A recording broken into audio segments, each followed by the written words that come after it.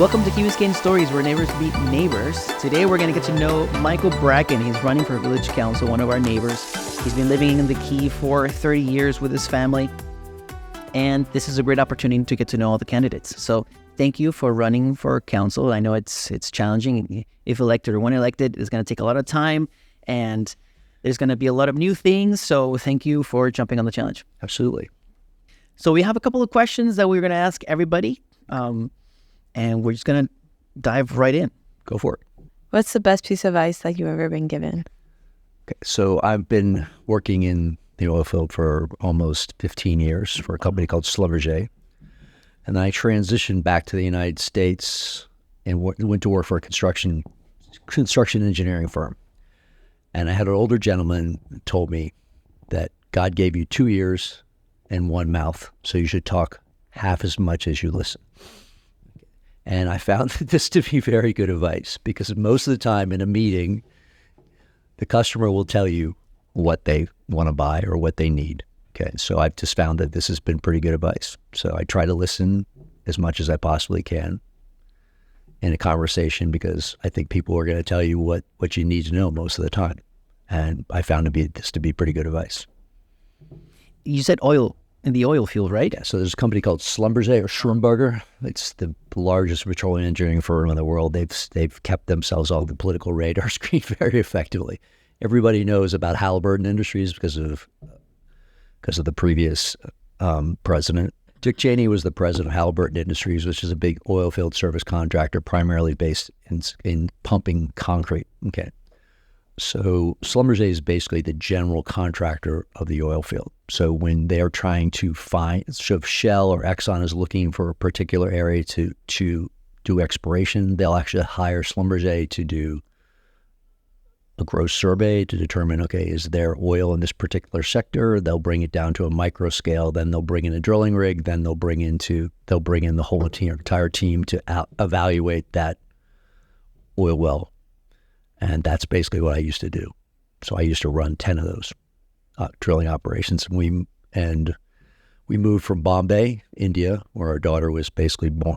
Well, she wasn't born. She was born in Munich. And then we moved there when she was 3. And then we left India when she was basically 3.5. Wow. So we lived there on and off for about three years. And these are land-based oil rigs? Those were actually offshore oil-based rigs, yeah.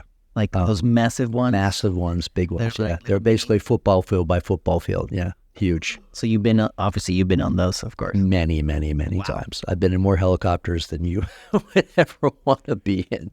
That's pretty cool. There's a show, I think called The Rig or something. It's pretty good. Oh, yeah. Anyways, awesome. Let's continue. Tell us something about yourself that most people don't know. Even though that's pretty cool working on oil rigs. Well, I think the other thing most people don't realize is I'm extremely dyslexic. Okay, and dyslexia has been a big challenge in my life. I don't read and write particularly well, so most of the time, if you see something that's been written, it's most likely been ghostwritten by somebody else for me or on my behalf. Obviously, it's my thought process, but I definitely get a lot of help when I'm reading and writing. Not so much, writing for sure. Yeah, I find it to be extremely challenging. So, I write something, I have to set it down, come back to it for, a day later, because I'll literally read the mistakes into the writing, which, I think this is an educational institution. You guys are probably dealing with this on a fairly regular basis. But dyslexic kids have a pretty interesting situation. They get a work ethic that most people don't really understand, because it's just a constant battle every day to deal with this issue, and especially pre ability to basically dictate. So when I started doing this as a kid, I'm 66. Fortunately, my parents had the financial wherewithal to get me high quality tutoring. But it's been a struggle. It's been a struggle my whole entire life. So, I used to yell down the hallway in work, how do you spell XYZ? And, to the point where it's sometimes it's enough of a struggle that I actually can't even get the word spell check to pop up. But now with the digital situation where you can speak into devices, things have gotten a little easier. But still, it's tough. Well, so, after I found out I'm dyslexic as well, I found that later in life. So my wife does, she does therapy for kids with dyslexia early as well. So we started dating. He's like, I think you're dyslexic. I'm like, no. But yeah, no, we tested. And yeah, but actually very dyslexic as well. So I feel you. And what because it's this is a very big catch-all word, right? So so do you get affected in math, or do you get affected in reading and writing? Reading and writing. Okay. Yeah. So I was one of those kids that did the SAT scores now. I don't know if they just. I think it's a three. They do the three counts. Well, when I was doing it, it was two counts. So it was eight. It was basically 1,600. So I was one of the guys who got this 790 in math and 310 in verbal. I think you got 300 points just for signing your name. But it was just terrible. I think I took the thing 10 times. It was just god awful. Yeah, I took the SAT a couple of times as well. But anyways, so let's continue. What's the most important thing in your life today? Most important thing in my life today? Yeah. Probably my family. My relationship with my wife and my daughter, extremely important to me. And tell us a bit about your background. How did you end up in the village? So my brother was living in Miami and going to UM, and my father suggested that my brother buy a house. So I ended up becoming my brother's bank. So he borrowed the down payment. We bought a house on the corner of Heather and Hampton, I think almost 40 years ago. And I met Christina actually in that house. So I came back here on vacation from Malaysia, I think, or somewhere in China, back from the oil field, and I had never been in Florida before. So I came to Key Biscayne, and I walk in the house, and there's this very attractive blonde woman. We went out that night, and 3 weeks later, we got engaged. Wow, nice. So, yeah. So, and then we moved. Then she moved from here. We bought another house we currently live in. It sounds like I'm some kind of like rock and roll rich guy, but that wasn't the situation at all. I borrowed a lot of money to buy the houses. But so we moved. We met. She moved with me to a place called Medan, Indonesia, which is in central Sumatra, which is a fairly large town in central Sumatra where I was working. And then we slowly worked our way from Thailand back to Indonesia. And then our daughter was born, and then we moved to Bombay, and we lived in Bombay for 3 years. And then I moved back to the United States and started working in the company that I currently am the president and part owner of, which is called Wilkinson High-Rise, which is a trash chute company, which has no relationship whatsoever to the oil field, other than the fact it's a construction-oriented company. So I've been working all over the world now for the last 30 years, putting and installing in garbage chute systems in projects like the Dubai Airport or the Burj Khalifa project in Dubai, which is the tallest building in the world.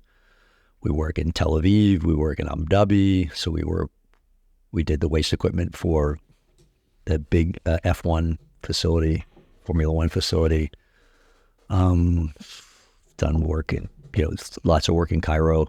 So, and then Panama, and then of course the United States. I mean, Miami's kind of our, for lack of a better term, our hood. We basically, it sounds like we control the market, but we have a very substantial presence. Pretty much every high-rise apartment building or 3-story days in, we've been involved with. Yeah, so it's been a very successful business. So just to understand, so you had your house here in the Key first, and then you went overseas. You did all that awesome oil field work, stuff, yeah, and then you came back. Yeah, then we came back and we moved in the house that we owned, and we sort of started over for all intents and purposes. We found new jobs. My wife found a new job. I found a new job, and we basically rethemed our lives in Key Biscayne. And we've been here ever since then. So 30 years. In fact, I remember meeting Alan Fine and Susie Westfald on the beach at the beach club when my daughter stole their son Jake's shovel, and I think they were both I think Jake was maybe 3, and Sophie was 4, and they were playing on the beach, and we've been friends with the Fines ever since that day. So Alan and Susie are very close friends of ours, and I think they're the first people we met on Key Biscayne at the beach club. Awesome. Yeah. So it's a good thing about the Key. It's small. You get to small and and big enough that you could do your own thing, but then you always find people everywhere. What inspired you to run for office? I'm extremely concerned that the infrastructure projects are going to get paused. Okay. I was on the undergrounding committee for several years with Brett Moss. I was highly encouraged by several people in the community to get involved because of my construction background, and they think, and I have a lot of professional construction experience, from project management to negotiating contracts with large corporations, big billion-dollar projects. So I'm not threatened by the numbers, and I was just extremely concerned that the infrastructure project was going to get paused. So I'm a major proponent of the undergrounding. In fact, I actually think the electrical undergrounding is more significant than the flooding. I think the flooding is basically a serious nuisance, but it's not something that is life-threatening. If we're one Cat 4 storm away from getting wiped out with our electric system here. I mean, we have surface power poles. If you've ever seen what happens to surface power poles after a major hurricane, they literally get ripped out of the ground. So I want to be in this position where we can control our own destiny, and get the wires underground. And it's my paramount issue. I mean, I'm really focused on infrastructure. So the next question, it's about the issues that the village is facing, which you kind of tackled already with your inspiration to run. But if there were three things that you would focus on in your term, what would that be? Infrastructure. Perfect. Okay. I mean, I think it's just the paramount issue. The insurability of the village is being eroded. Okay. The capital value of our assets are being eroded. Any business person that walks here and is looking to buy a house, okay, they're going to do comparables. Okay. They're going to go to Palm Beach Island. They're going to go to other areas. They're going to go to Malaupan, for example. They're going to look in Fort Lauderdale, and they're going to go into markets and say, okay, walk around the neighborhood, look at the area, and they're going to say, wow, this place has underground wiring. This place has pump systems. Why would I come out and invest in a $5 million apartment on Key Biscayne when I may or may not be able to get power to the Winn-Dixie to buy groceries because the storm wiped out all the power, or I can't get my kids to school because the road's flooded? I mean, the beauty of living here is to be able to ride around in your golf cart, okay? And if you can't drive your kids to school in the golf cart in the morning because the road's flooded, or you lose power and your whole entire life goes to I was going to use a bad word. Your whole life just basically shuts down. I mean, and there's a whole lot of safety issues with the lack of power. I mean, let's just assume that somebody that's a little elderly gets stuck in one of these older buildings on Sunrise, and the elevator, they don't have generators on most of those buildings. So when the power goes out, they got to walk down the stairs. Okay. And that's just not okay from a safety standpoint. And there's just all kinds of things that start to break down when the power goes out. I don't know if you were here when we lost power for about 2 weeks after a major storm. People started getting panicky. Okay. You went to the gas station. You couldn't get gas because there's no pump. There's no power. You can't get any food because the Winn-Dixie's refrigerators aren't working. Everybody still gets a little panicky, and it starts getting a little unruly. And I don't remember if you were here after Andrew. I mean, if you went down to south into Homestead, people were armed because they were protecting their homes because people were looting. People get pretty crazy when systems start to break down and the rule of law gets break down. I'm not saying that we're going to get to anywhere near that level here, but this is a real issue, okay? And when you can't control your own destiny, life becomes problematic. And we have the ability to do this. We have the money to do this. It needs to get done. It's as simple as that. And that's my principal focus. Can you share with us some things that you think the village of Key Biscayne is doing well? Yeah, I think the fact that they're focusing on the infrastructure project is an incredibly good thing. And that's I'll keep going back to this, but I think that they've hired good people. I think the manager's doing a good job. I believe that the core group of people they assembled are very capable. My concern is that they haven't done a good job in benchmarking the cost structure. Okay, so right now, the first phase is like $75 million. Okay, so $75 million is a lot of money. Okay, but to Aecon, who is the consulting engineers, this is a really small project relative to what they usually do. I mean, they do $300, $400, $500, $600 million projects on a routine basis. And the concern that I've expressed to other friends and colleagues is that when you're doing a large project like this, you have timelines, okay? And I believe the village has all this information. I just don't think they've done a very good job in relaying the information, okay? Now, it's not easy to get the information either. So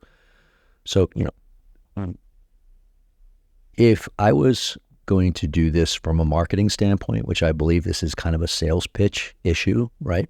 You have to explain to people why they need this stuff, and you also have to explain to them this is a good number. Because when you go out to buy a car, you can go and you can get, if you're buying a Toyota Corolla, you can go on the internet, type in Toyota Corolla, put in the issues that you want in the car, whether you want leather seats or this or air conditioning or not air conditioning, whatever, and it'll pop out a number, and then it'll tell you 3 places you can buy that car for within $150 range, right? You can go to Kendall Toyota, you could go to another Toyota dealer. You can't do that. It's difficult to do that with an infrastructure project, but there are parameters, okay? You can get parameters from Palm Beach. You can go up to Palm Beach Island, which we did when we were doing the underground projects, Brett and I did. Go up there, you talk to the municipality, you can get, okay, what did you pay per linear foot for this work? So you can build a budget very easily that you can relate to other people. So you know that when we pulled that thing together, it was a $32 million project. We knew it was $32 million plus or minus a 10% window because we had comparables. I think that the village would do themselves a significant service if they would just explain where all the numbers come from, so people get a comfort that we're spending money intelligently. And I'm hoping to help steer that question to the right answer, which is to the project. So part of work, being in public service, you're going to receive all sorts of opinions and thoughts. Absolutely. So how do you plan to work with those that oppose your ideas? Well, I believe that everybody has an opinion, and their opinions all have merit, and they need to be listened to. And I think that rational compromise brings things to a point of consensus. But you're never going to make everybody happy, okay? So at a certain point in time, a leader needs to lead, and that may just be a little disruptive on occasion. But you can't, by no means are you going to sit there and just say, hey, your opinion doesn't have any validity. No. We'll listen to your opinion, respect your opinion, but at a certain time, you need to get on board with the group. And if you don't want to get on board, please step away and don't be disruptive. But we need to, if we're agreeing to steer a course as a group, then we need to steer the course. And you need to be on board. It's kind of like, if you're rowing in a boat, everybody's agreed that we're rowing this to a particular direction. If you don't want to row, please step out of the boat, or at least don't be disruptive when you're in the boat. That's kind of how I deal with those situations. If elected at the end of your term, how would you like to be remembered? For pushing the infrastructure project forward. Okay, I like it. What makes you believe you stand out from other candidates? I think I stand out primarily because I have 30 years of construction experience. And I believe the community needs to have the council composed of people that have skill sets that are aligned with the needs of the community at the time. And I'm really the only person that's running with any of those skill sets concerning how to administrate and understand construction. Now, I do not think that I imperatively do not think that a councilperson's job is to be directly involved with the project. Our goal is to be there to evaluate, hold the management team accountable, and move the goals of the village forward. But it is not to be the people that are doing the work. It's to be helping to supervise the long-term strategic processes of what the village wants to get done. We're not supposed to be in there doing day-to-day work. In fact, if you do that, you're becoming disruptive. That's not the role of a person on the board. Okay, and I see the council as the board of directors of the village. Okay, I've been on the board of several companies, and when you're a board member, you actually really have to, especially if you're a can-do kind of person, you have to really step away and realize that this is not your goal. You're there to mentor, You're there to assist. You're there to provide counsel, but you're not there to do. So I think we need to be very conscious that look, I'm not going to walk in there and take over some construction project. That's not my role, not my responsibility. In fact, I would be doing the community a disservice. But I can be there looking at different information and help relay that information to the constituents who may or may not understand why this costs what this costs, and give them some relationship to why this costs this particular amount of money, and help them understand why we need that. So really be an advocate of the project. So we like to think that the whole show is more of a light note to get to know you. Okay. But we have a different set of questions now to change up the beat. Okay. So after a long, stressful day, what do you do to relax? Ride my bike. I do. I have a couple friends. Actually, I have a very good friend, Wayne Ramoski, who I became very close through the COVID experience. We agreed that we would stay away from each other through the process, and we rode bikes pretty much Monday, Wednesdays, and Fridays for the last 3 years. So we've been doing it, actually now more like 5 years. We've been doing this pretty routinely with each other, and we bounce ideas off each other. We have a good time just relaxing and riding our bikes. We ride pretty hard, so it's fun. What is a go-to meal for a last-minute guest? I'm a big yacht club guy, so I've been the commodore of the yacht club. I've been involved with the yacht club for a really, really long time, and it's kind of my happy place. So if I have an opportunity to take a friend or somebody from out of town there, I'll take them there because the sunset's incredible. They got really, really good cold beer, and the food's okay. So it's just a great place to hang out with friends, and a great place to bring somebody from outside to see, because it's just a wonderful place to be. The view is amazing from the balcony there, from anywhere, from the yacht club, but it's pretty nice. What do you love most in the Key? What do I love most in the Key? Actually, the people. I'm a big fan of the community. I've made a lot of good friends here. I feel extremely comfortable here. I feel very safe. And physically safe, but I feel safe because I've got a core group of people around me that if I was hurt or impacted some way, I could pick up the phone and call a friend, and they would be there in 30 seconds. And I'm not sure I've ever lived in a community that has that level of compassion towards each other. I'm going to cry. Really feel strongly about this. Yeah. The Key is a very special place when it comes to bringing people together. And I always say in the office that the village is connected in a way that not any other community is connected, I think. I think the island situation that we have helps, but also the people, like you said, the organizations, everybody helps everybody. I mean, you could see it with your wife. She leads the Bill Bags, the Cape Florida, which is an organization that supports Bill Bags and their initiatives. You have the Key Biscayne Community Foundation, and under that, there's a plethora of non-for-profits that are mainly from locals. Yeah, her Go Vote Miami project as well. Which I have to get you on the show for that. And lastly, what is a perfect weekend you have in the Key? Perfect weekend. Generally, my wife and I get up every morning. We have coffee. Thank God we both had in the financial situation where we've been able to retire fairly early. So we get up, we have coffee, we go down to the park, and we walk our dog around the park. And we do this pretty much every day. So, now kind of the weekdays kind of rolls into the weekend. So there's not really a difference between the 2 days anymore.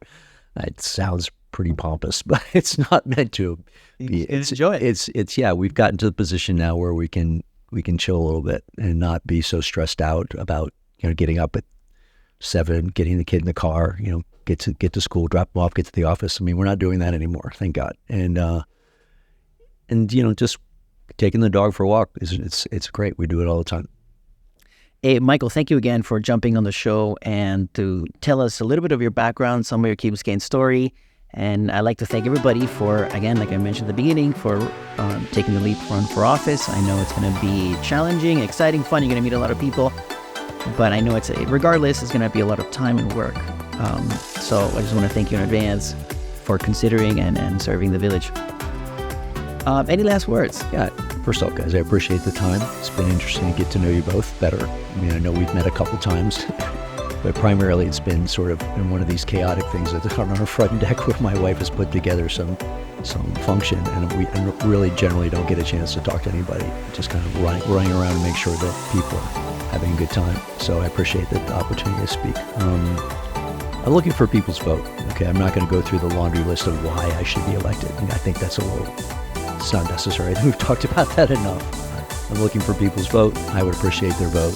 Vote for Mike Bracken. Thank you very much, and appreciate you guys' time. Thanks. All right. Have a great day.